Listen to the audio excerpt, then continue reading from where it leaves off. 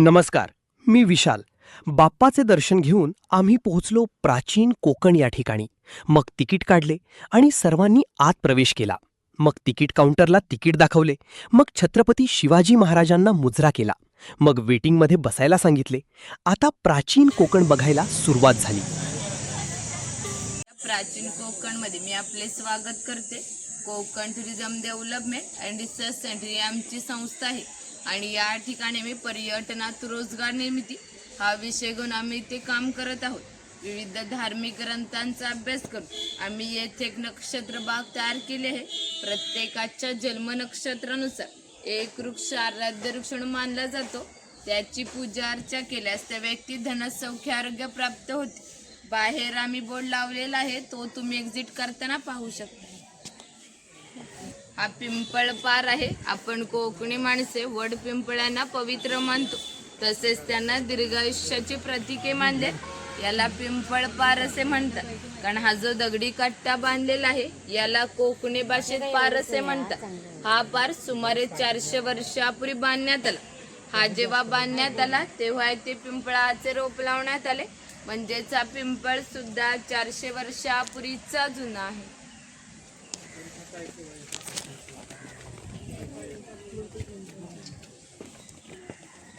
हा शिलालेख आहे.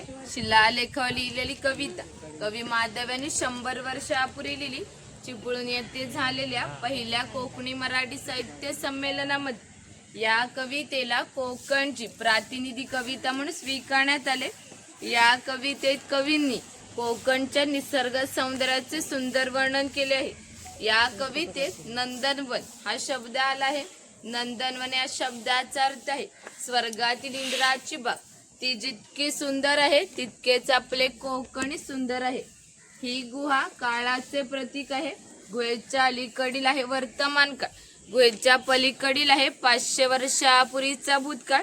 इथून पुढे आपण पाहणार आहोत 500 वर्षापूर्वी कोकणी माणसे कशी राहत होती, त्यांची समाज रचना, ग्रामरचना, खाद्य संस्कृती, परंपरा इत्यादी कशा होतात. गुहेतून येताना थोडं वाकून या.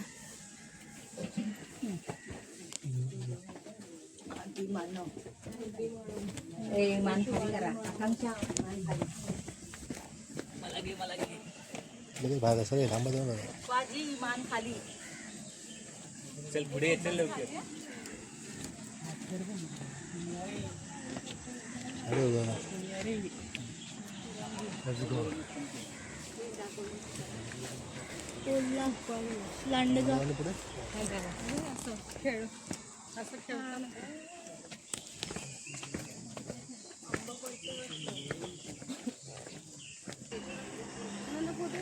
यात भगवान परशुराम आपल्या पुराणात असा उल्लेख आहे की 1000 वर्षापूर्वी भगवान परशुराम होऊन गेले. त्याने संपूर्ण पृथ्वी जिंकून घेतली आणि जिंकून घेतलेली संपूर्ण पृथ्वी दान केली. दान केली कोणती गोष्ट आपण स्वतःसाठी वापरत नाही, परंतु त्यांना राहण्यासाठी भूमी आवश्यक होती. आपण जिथे उभे आहोत तिथे 1000 वर्षापूर्वी समुद्र होता. त्यांनी त्याच्याशी युद्ध केले आणि त्याला 40 ते 50 किलोमीटर पाठीमागे ढकलले आणि या सुंदर कोकण प्रदेशाची निर्मिती केली. म्हणून या कोकण प्रदेशाला परशुराम भूमी असे म्हणतात. कोकणामध्ये लाल रंगाचा जांभा दगड मिळतो. जांभ्या दगडाचा जो पक्का रोड आहे याला कोकणी भाषेत पाखाडी असे म्हणतात. पूर्वी सामान्यपणे अशा पाखाड्या ग्रामदेवतेकडे जाण्यासाठी बांधल्या जात असत. आज आपण सुद्धा या पाखाडीने प्राचीन कोकणमध्ये ग्रामदेवतेकडे जाणार आहोत. वनवासी आहे. कोकणातील दुर्गम पर्वतामध्ये वनवासी लोक राहत असत. त्यामध्ये भिल्ल आणि कातकरी या जातींचा समावेश आलेला होता. इथे आम्ही कातकरी समाज दाखवलेला आहे. हे कोकमचं झाड आहे.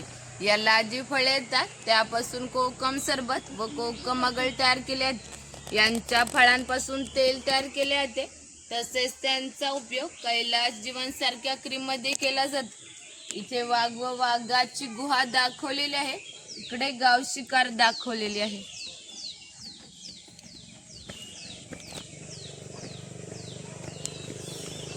झाड आहे.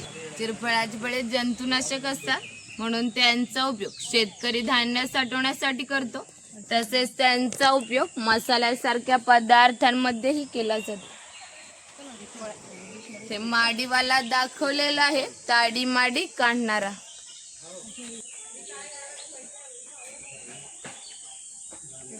हे आमच्या ग्रामदेवतेचं मंदिर आहे. पुरी धार्मिक संस्था गाव नियंत्रित करीत असत. गावातील गावकरी येथे एकत्र येत असत. गावातील 2 व्यक्तींची भांडणे झाली तर सगळा गाव एकत्र गाव प्रमुख त्यांच्या समोर निदान करीत असे. आणखी एक वैशिष्ट्य म्हणजे जगभर अशी प्रथा आहे की प्रत्येक जाती धर्माचे लोक आपापल्या देवाकडे जातात आणि देवाचे दर्शन घेतात. आपण सुद्धा वर्षभर देवळात जातो आणि देवाचे दर्शन घेतो. पण जेव्हा आपल्याकडे शिमग्याचा सण असतो तेव्हा हा देव या पालखीत बसून प्रत्येकाच्या घरोघरी नेला जातो. म्हणजेच कोकणी माणूस आणि देव यांचं नातं इतक्या जवळच आहे की आमचं एकमेकांकडे जाणं नसतं. या देवीचं नाव वाघजाई आहे. हे आम्ही नाव जाणीवपूर्वक ठेवलं आहे. कारण असं म्हणतात ज्या निसर्गात वाघ असतो तो निसर्ग समृद्ध असतो. 500 वर्षापूर्वीचा निसर्ग सुद्धा असा समृद्ध होतो. त्याला आमच्या भावविश्वामध्ये दैवताचं स्थान आहे. ही आमची काही पारंपरिक वाद्य आहेत. लाकडी ढोल आहेत, मातीचे ताशे. यांचा खालील भागा मातीचा बनलाय. हे ताशे 110 वर्षापूर्वीचे जुने वाजवणारे कसबे असते तर त्यांचा आवाज 2 ते 3 किलोमीटर पर्यंत जात असतो. पूर्वी यांचा वापर संदेश किंवा धार्मिक कार्यात केला जात असतो.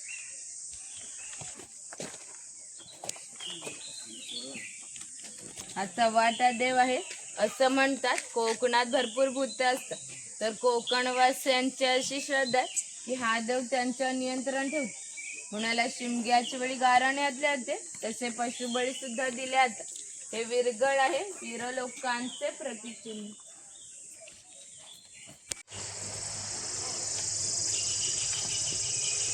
इथे कडक लक्ष्मी दाखवलेली आहे. पोर्तराज लोक स्वतःला चापकाने मारून घेतात त्याला कडक लक्ष्मी असे म्हणतात.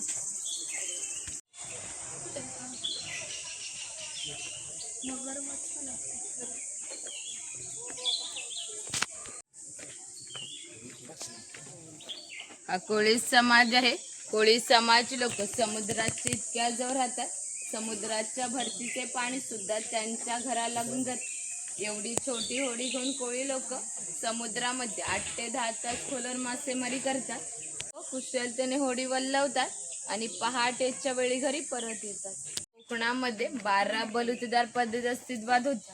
म्हणजेच नाभिक सुतार, चर्मकार, कासार हे लोकांना घरोघरी जाऊन सेवा पुरत असत. त्या बदल्यात त्यांना पैसे नव्हे तर केवळ धान्य मिळत असत. म्हणजेच एका नाभिकाला एका कुटुंबातील पुरुषाची केस व दाढी करण्यासाठी वर्षभरासाठी 4 पाईल म्हणजे आत्ताचे 8 किलो धान्य मिळत असे. एवढ्या अल्प मोबदल्यात ही लोक समाजाची सेवा करीत असे. आमच्या नाभिकाविषयी आणखी थोडं मजेशीर वर्णन आमच्या लोकसाहित्यामध्ये आढळतं. असं म्हणतात गावातील प्रत्येक गोष्ट ही नाभिकाला माहीत असते आणि नाभिकाला माहीत असलेली गोष्ट ही गावभर होते. आता तुम्ही आलात ही गोष्ट ज्या अर्थी आमच्या नाभिकाला समजली त्या अर्थी संपूर्ण गावाला समज. आमचं सगळं गाव तुमच्या स्वागतासाठी उत्सुक आहे. प्रथेप्रमाणे आधी खोतांच्या घरी जाऊ मग फेरफटका मारू.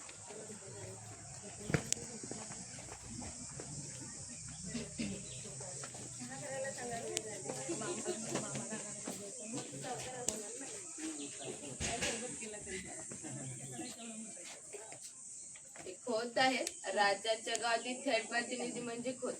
धार्मिक व राजकीय बाबतीत पहिला मान खोताचा असे. खोत गावाचा प्रमुख असतो. गावात न्यायदान करणे, महसूल गोळा करणे, कायदा व सुव्यवस्था सांभाळणे इत्यादी कामे खोताची असत. ही खोतांची बायको आहे. कोकणी स्त्रिया सुंदर होत्या आणि शूर होत्या परंतु त्यांना स्वातंत्र्य नव्हते. माझ घराचा उंबरठा हीच त्यांच्यासाठी मर्यादा होती. ती खोतांची 2 मुले आहेत. ती आपला परंपरागत खेळ सोंगट्या खेळत आहेत. हाच खेळ महाभारतात धर्मराज आणि दुर्योधन यांच्यामध्ये जीवदानाने खेळला गेला. हस्तिदंती फासे असतात व शंखांच्या कवड्या असतात. त्या टाकून विशिष्ट प्रकारचे दान मागितले जाते व त्यानुसार सोंगट्या पुढे मागे सरकून हा खेळ खेळला जातो. घराची रचना खोत ज्या उंचवट्यावर बसल्या त्याला ओटी असे म्हणत. गावातील मान्यवर ओट्यावर बसत, समोर आहे ती पडवी, सर्व सामने पडवीला बसायचे. घराचे छप्पर पा, वरती छोटे छप्पर, त्यामध्ये गॅप, त्याखाली मोठे छप्पर आहे. कोकणामध्ये फार उष्णता असते, त्यामुळे घरातील उष्णता गॅप मधून सतत बाहेर पडते व बाहेरची थंड हवेची जागा घेते. त्यामुळे घरातील वातावरण नेहमी थंड राहते. घरासमोर अंगण आहे, अंगणासमोर थोडं खिडकीत त्यांचे प्रकार दाखवले ते तुम्ही पाहू शकता. खेळताना दाखवलेला आहे. हा शेतकरी आहे. पूर्वी याचं घर जसं असायचं तसंच घर आम्ही ते उभारलं आहे. ही जी चूल आहे तिला कोकणी भाषेत पेरसा असे म्हणतात. ही सतत पेटी ठेवली जायची, कारण पूर्वी लायटर किंवा माचीस नव्हती. शेतकऱ्याच्या बायकोला स्वयंपाक करायचा असेल तेव्हा तिथले 2-3 निखार घेऊन स्वयंपाकघरातील चूल पेटवत असत. जर हा विस्तव विजला तर घरात 2 गारगोड्या ठेवलेल्या असत, त्या एकमेकांवर घासून हा विस्तव करावा लागत असत. शेणाने सारवलेली टोपली आहे, तिला कोकणी भाषेत कणगी असे म्हणतात. हिचा वापर धान्य साठवण्यासाठी केला जातो. कोकणी शेतकरी भात, नाचणी, हरिकोरी यासारखी धान्य पिकवत असते. या कणगीमध्ये ठेवून त्यावर चिरफळाची फळे पसरून त्यावर झाकण ठेवून ती बाहेरून शेणा मातीने लिंपून घेतली जात असत. त्यामुळे आतील धान्य 3 ते 4 वर्ष सहज टिकत असते. शेतकऱ्याची बायको आहे, ती शेतकऱ्याची मुलगी.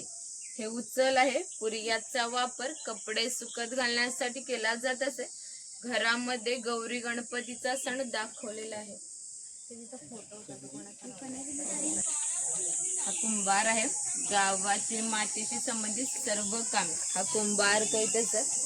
गणपतीचे दिवस आले की लाल मातीचे गणपती तयार करणे, उन्हाळ्याला ती मातीची मडकी तयार करणे, दिवाळीच्या वेळी पाणी तयार करणे, प्रत्येकाच्या घरोघरी पोहोचवण्याचे काम कुंभार करीत असत. हे जे सफेद रंगाचे मडके दिसते हे माडी काढायचे मडके आहे. कोकणामध्ये नारळाची झाडे मोठ्या प्रमाणात असतात. त्यांना नारळ येण्यापूर्वी पोई येते, तिला आडवा काप दिला जातो. बाजूने विशिष्ट प्रकारचा झाडपाला लावला जातो. तो पाला आतील माडी शोषून घेतो व ही थेंब थेंब गळणारी माडी या मडक्यामध्ये वरचर साठवली जाते. थोडक्यात 12 बलुतेदारांचे व्यवसाय नष्ट झाले, परंतु माडी काढायचा व्यवसाय अजूनही चालू आहे. सोनार हा गावातील महत्वाचा घटक होता. गावातील महिलांना लागणारे दागिने, विविध देवतांना लागणारे दागिने बनवून देण्याचे काम सोनार करीत असतात. त्यांच्या अप्रतिम कलाकुसरीमुळे त्यांच्या दागिन्यांना जगभर मागणी होती. शिमगा, नवरात्र, नळ, ग्रामदेवतेला दागिने घालण्याचा मला सोनाराचा वाणे आहे. सौराजापूर दाभोळ या कोकणातील बंदराला 5000 वर्षापूर्वीचा इतिहास आहे. या बंदरामधूनच भारतीय व्यापाऱ्यांनी जगाशी व्यापार केला. इथून निर्यात होणाऱ्या वस्तूंमध्ये हस्तकौशल्याच्या वस्तू, तलम कापड, हिरे, माणिक, मोती, शंख, शिंपले इत्यादी वस्तूंची निर्यात वाणी करत असते. सुतार आहे. कोकणातील 12 बलुते दाखवतात. जे अधिक कौशल्यवान आहेत त्यामुळे ते दाखवले आहे. त्यापैकी सुतार आहे. सुताराचे खरे काम शेतकऱ्याला लाकडी अवजारे बनवून देणे हा सावंतवाडीचा सुतार आहे. सावंतवाडीतील लोकांचे लाकडावरील कोरीव कामे जगप्रसिद्ध आहे.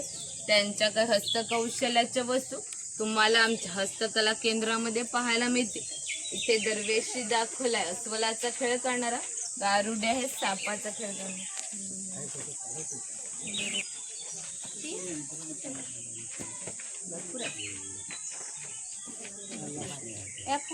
हा लोहार आहे. ज्याप्रमाणे शेतकऱ्याला लाकडे अवजारे बनवून देण्याचा सुतार करीत असे, त्याचप्रमाणे त्याला लागणारे लोखंडी अवजारे बनवून देण्याचे काम लोहार करीत असे. उदाहरणार्थ कोयता, कुरा, नांगराचे फाळ. 500 वर्षापूर्वी कोकणाची राजकीय स्थिती अस्थिर होती. बरेचसे लोक सैन्यामध्ये होते.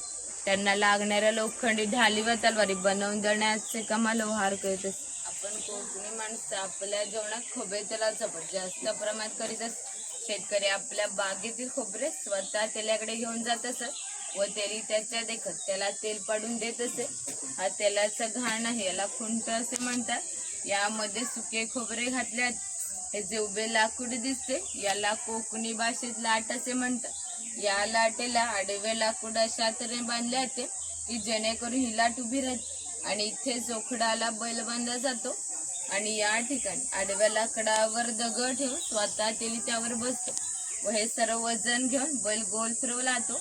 त्यामुळे आतील खोबे रवळून त्याचे तेल निघते व हे ते भरून काढायचे असेल तर प्रथम जोखडाचे बैल सोडायचे. जोखड बाजूला केली जाते. आडवे लाकूड बाजूला कोणी लाड बाजूला केली जाते व आतील तेल भरून काढले जाते. म्हणजेच पूर्वी तेलाला 5-6 ते 1.5 तास तेल काढण्यासाठी 1 ते 1.5 तास मेहनत घ्यावी लागत होती. यावरून तुमच्या लक्षात येईल की पूर्वीचे जीवन किती कष्टमय होते. पूर्वी प्रत्येक व्यवसायात जाती नव्हता. व्यवसाय निवडीचे स्वातंत्र्य नव्हते. प्रत्येकाला आपापल्या जातीचा व्यवसाय करावा लागत असे. म्हणजे बांबूच्या वस्तू बनवण्याचे काम बुरुड करीत असे. हे सूप आहे, ती रोवळी आहे, हिचा वापर धान्य धुण्यासाठी किंवा धार्मिक कार्यात केला जात असे. जेव्हा आपल्याकडे शुभ कार्य असते तेव्हा आपल्या घरातील कुमारिका व सौभाग्यवती स्त्रिया या रोवळीमध्ये दिवा ठेवून हातात घेऊन उभे असतात. शुभ कार्य पार पडण्यापूर्वी जर हा दिवा विझला तर ते कार्य अशुभ मानले जाते. अजून आमच्या चाकरमान्यांचे जर मुंबईला लग्न असेल तर ही रोवळी गावावर मुंबईला पाठवली जाते. मुंबईला सर्व वस्तू मिळतात पण ही रोवळी मिळत नाही. पगर आहे. पूर्वी घरामध्ये दगड मातीच्या वस्तू असते. ते जातणीसारखी दिसते, तिला घिरट असे म्हणतात. जातमध्ये धान्य दळून निघते तर घिरटामध्ये भात घातल्याने तेव्हा अख्खा तांदूळ बाहेर निघतो. कोंडा बाजूला होतो. हे मोदक पात्र आहे म्हणजे पूर्वीचा कोकणी कुकर. यामध्ये खाली पाणी ठेवले जाते. या चाळणीवर केळीचे पान ठेवून त्यावर मोदक ठेवले जाते. यावर झाकण ठेवून मोदक पात्र चुलीवर ठेवले जाते. त्यामुळे आतील मोदक शिजून निघते. हे पुरण यंत्र आहे. यामध्ये शिजवली डाळ घातली जाते व हे रड दोन्ही बाजूने उलट सुलट फिरवल्यात. त्यामुळे आतीला वाटून निघते व ह्याच्या गोड पुरणपोळ्या बनवल्यात. ते शेव्याचे लाकडी यंत्र आहे. ते शेव्याचे लोखंडी यंत्र. तो टिफिन बॉक्स आहे. वरती पाण्याचा तांब्या, खाली 3 डबे आहेत. बाजूला 2 चमचे आहेत. टिफिन बॉक्स दोन्ही बाजूने लॉक केलेला आहे. ही चहाची किटली आहे. दगडी उखळ आहे. यामध्ये पुरी भाताचं पळ काढले जात असत. इकडे लाकडी चमचे आहे. सांगितल्याप्रमाणे 12 बलूत प्रत्येकाच्या घरोघरी जाऊन सेवा पुरत असत. त्याचप्रमाणे कासाऱ्या मुलीच्या घरी आला आहे. या मुलीचे घर आहे. पूर्वी कोकणातील मुलींची लग्न वयाच्या 8व्या किंवा 10व्या वर्षी होत असत. तोपर्यंत कासार या मुलीला बांगड्या भाण्याचा कोणताही मोबदला घेत नसते. ज्यावेळी मुलीचं लग्न होईल त्यावेळी या मुलीचे वडील या कासाराला एक छोटासा सोन्याचा दागिना देत असे. या व्यतिरिक्त कोणताही मोबदला या कासाराला मिळत नसते. म्हणजेच पूर्वीची समाज रचना एकमेकांच्या विश्वासावर आधारलेली होती. थोडक्यात 12 बलुतदार आपले काम कोणत्याही नफ्या तोट्याचा विचार न करता केवळ कर्तव्य म्हणून करीत असत. पाणवठ आहे. पूर्वी प्रत्येक गावात भरपूर मोठे जंगल होते. त्यामुळे प्रत्येक गावात मोठ्या प्रमाणात पाणी उपलब्ध होत असे. तिथे गावातून 12 महिने पाणी वाहत असे. तिथे धरण बांधून प्रत्येकाच्या घरोघरी पाटणे पाणी नेले जात असे. या पाण्यावर आमच्या नारळी खोबरीच्या बागा उन्हाळी भाषेत होत असे. उन्हाळी भाषेतीला जेवढे पाणी लागते तेवढे पाणी प्रत्येकात उपलब्ध होत असे. वरती खवल्या मांजर दाखवलेला आहे.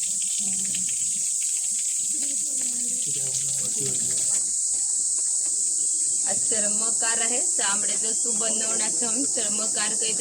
याच्या जोडीला आणखी एक प्रसंग सांगते जो 500 वर्षापूर्वी घडला. इथून 80 किलोमीटर अंतरावर मार्लेश्वर नावाचे देवस्थान आहे. एका पर्वतात एक मोठी गुहा आहे. गुहेमध्ये शंकराची पिंड आहे. आणखी एक वैशिष्ट्य म्हणजे गुहेमध्ये जिवंत साप आहे. पूर्वी मार्लेश्वर देव एका गावात राहत होते. येथील लोक वाईट मार्गाने वागू लागले म्हणून शंकराचे पावित्र्य कमी होऊ लागले. ते शंकराला मानवणे शक्य नव्हते म्हणून त्याने गाव सोडून जाण्याचा निर्णय घेतला. मकर संक्रांतीच्या आदल्या रात्री ते गावाबाहेर पडले. गावाबाहेर चर्मकाराचे घर होते. चर्मकार गरीब होता परंतु श्रद्धाळू व नीतिवान होता. शंकराने कोणत्याही जातीपातीचा विचार न करता चर्मकाराला मशाल दाखवण्याची विनंती केली. चर्मकाराने सुद्धा अतिथी देवभाव समजून मशाल दाखवण्यास सुरुवात केली. आज ज्या ठिकाणी मार्लेश्वर आहे त्या ठिकाणी शंकराने आपले खरू प्रकट केले व चर्मकाराला दर्शन दिले आणि त्याला सांगितले यापुढे मी याच ठिकाणी राहणार. या गोष्टीला जवळजवळ 500 वर्ष होऊन गेली. परंतु दरवर्षी मकर संक्रांतीच्या आदल्या रात्री शंकरांच्या त्यांच्या मूळ गावातून पालखी निघते. तिला मशाल दाखवण्याचे काम चर्मकाराचा आजचा वंशच करते. म्हणजेच मार्लेश्वर असे देवस्थान आहे जिथे कोणताही जातीभेद मानला जात नाही.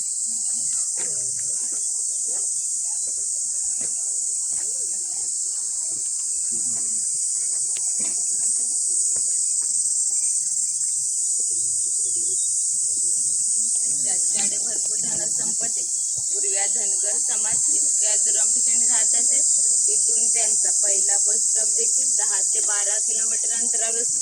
हे लोक ज्यावेळी गावात येत त्यावेळी त्यांच्या पायात चामड्याचे वाहन, हातात डुंगराची काठी व खांद्यावर फाटकी गवडी अशा वेशभूषेत येत असत. असे असले तरी प्रत्येक धनगर 100 ते 125 गाय आणि 5 ते 25 म्हशींचा मालक असतो. प्रत्येक गाय म्हशींची किंमत 8 ते 10 हजारापर्यंत असेल. या सर्वांची विक्री करायची म्हटली तर त्यांची किंमत काही लाखांमध्ये जाते. इतक्या धनसंपत्तीचा मालक हा धनगर होता. परंतु कोकणी लोकांची राहणीमान साधी असते आणि यांची राहणीमान सुद्धा संरक्षणासाठी त्याशी उंचार बांधले आहे. तिच्या आतमध्ये 2 बांबूच्या मध्ये फट आहे, कारण त्यांनी केल्या महिला त्यातून बाहेर पडत असते. जरी छपराची रचना उबडधबड दिसत असली तरी पावसाच्या पाण्यात मध्ये जाऊ शकत नाही. प्राचीन कोकण कसं वाटलं? आवडलं असेल तर नक्की कमेंट करा, लाईक करा आणि फॉलो करायला विसरू नका.